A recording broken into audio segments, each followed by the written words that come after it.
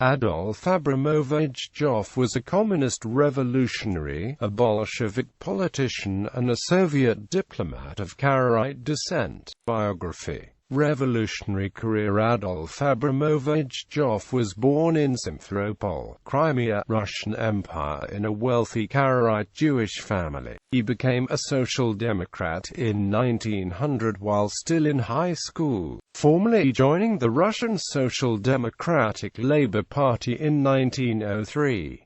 In 1904 Joffe was sent to Baku, which he had to flee to avoid arrest. He was then sent to Moscow, but had to flee again, this time abroad. After the events of Bloody Sunday on January 9, 1905, Joffe returned to Russia and took an active part in the Russian Revolution of 1905. In early 1906 he was forced to emigrate and lived in Berlin, until his expulsion from Germany in May 1906.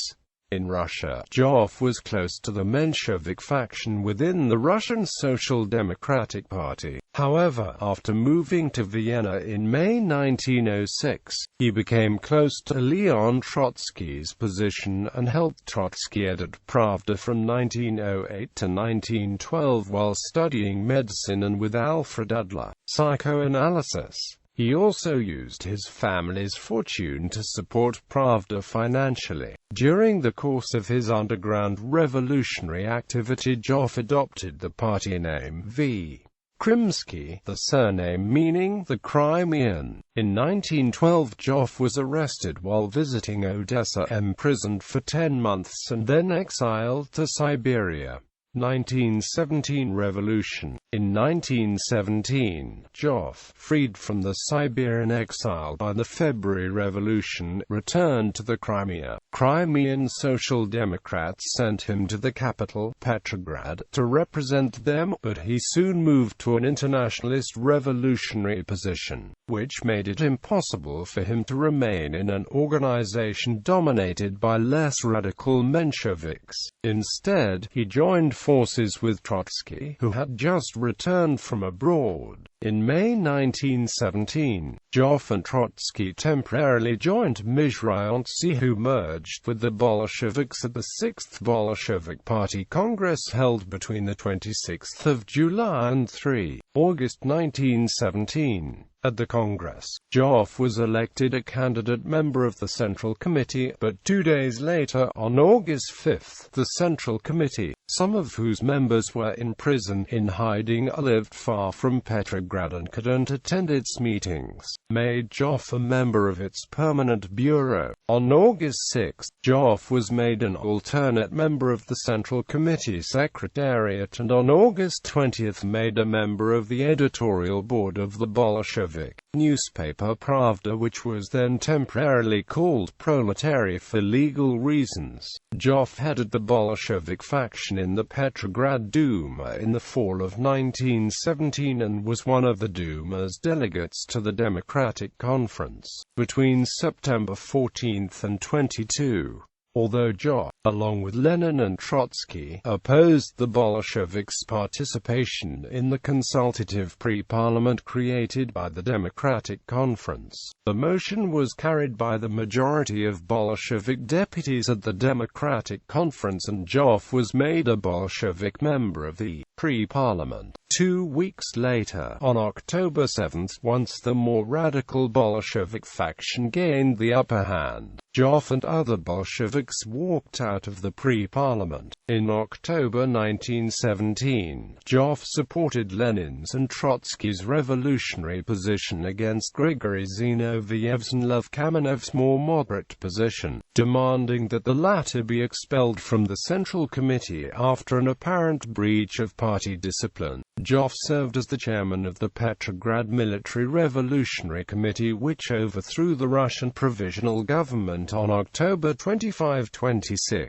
1917. Immediately after the revolution, he supported Lenin and Trotsky against Zinoviev, Kamenev, Alexei Rykov and other Bolshevik Central Committee members who would have shared power with other socialist parties. Brest-Litovsk. From November 30, 1917 until January 1918, Joffe was the head of the Soviet delegation that was sent to Brest-Litovsk to negotiate an end to the hostilities with Germany. On December 22, 1917, Joffe announced the following Bolshevik preconditions for a peace treaty: no forcible annexation of territories seized in the war, restore national independence where it was terminated during war, national groups independent before the war should be allowed by referendum to decide question of independence, multicultural regions should be administered so as to allow all possible cultural independence and self-regulation. No indemnities. Personal losses should be compensated out of international fund. Colonial questions should be decided according to points 1 to 4. Although Joffe had signed a ceasefire agreement with the Central Powers on December 2, 1917, he supported Trotsky in the latter's refusal to sign a permanent peace treaty in February. Once the Bolshevik Central Committee decided to sign the Treaty of Brest-Litovsk on February 23, 1918, Joffe remained a member of the Soviet delegation only under protest and in a purely consultative capacity. Grigory Yakovlevich Sokolnikov, leader of the signatory team, signed on behalf of Russia, remembering Joffe's presence with the Bolshevik delegation at Brest-Litovsk. Count Otto Karchenin, the Austro-Hungarian's representative, would later write, "The leader of the Russian delegation is a Jew named Joffe, who has recently been released from Siberia. After the meal I had a first conversation with Mr. Joffe. His whole theory is simply based on the universal application of the right of self-governance of nations in the broadest form. The thus liberated nations then have to be brought to love each other. I advised him that we would not attempt to imitate the Russian example and that we likewise would not tolerate a meddling in our internal affairs. If he continued to hold on his utopic viewpoints, the peace would not be possible, and then he would be well advised just to take the journey back with the next train." Mr. Joffe looked astonishedly at me with his gentle eyes and was silent for a while. Then he continued in that for me ever unforgettable, friendly, or I would even nearly say suppliant, tone. "I very much hope that we will also be able to raise the revolution in your country." At the 7th Extraordinary Congress of the Bolshevik Party between March 6 and March 8, 1918, Joffe was re-elected to the Central Committee, but only as a candidate member. He remained in Petrograd when the Soviet government moved to Moscow later in March and worked as a member of the Petrograd Bureau of the Central Committee until he was appointed Soviet representative to Germany in April. He signed the Soviet-German Supplementary Treaty on August 27, 1918.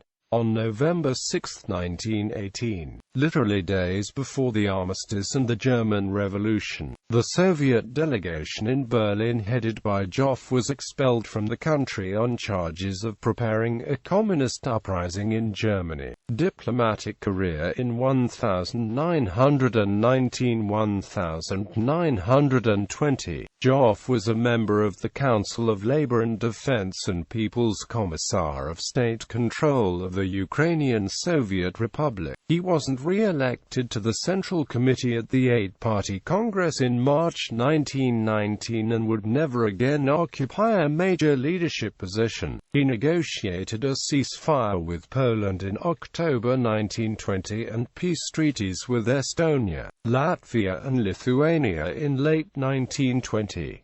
In 1921 he signed the Peace of Riga with Poland ending the Polish-Soviet War and was made deputy chairman of the Turkestan Commission of the VTSIK and Sovnarkom. Joffe was one of the Soviet delegates at the Genoa Conference in February 1922, an experience he described in a short book published later that same year. After the Soviet walkout, he was made ambassador to China as the Soviet troubleshooter of those days. In 1923, Joffe signed an agreement with Sun Yat-sen in Shanghai on aid to Kuomintang on the assumption that the latter would cooperate with Chinese communists, presumably with Lenin's approval. While in China, Joffe traveled to Japan in June 1923 to settle Soviet-Japanese relations. The negotiations proved long and difficult and were aborted when Joffe became gravely ill and had to be sent back to Moscow. After a partial recovery, he served as a member of the Soviet delegation to Great Britain in 1924 and his Soviet representative in Austria in 1924 to 1926.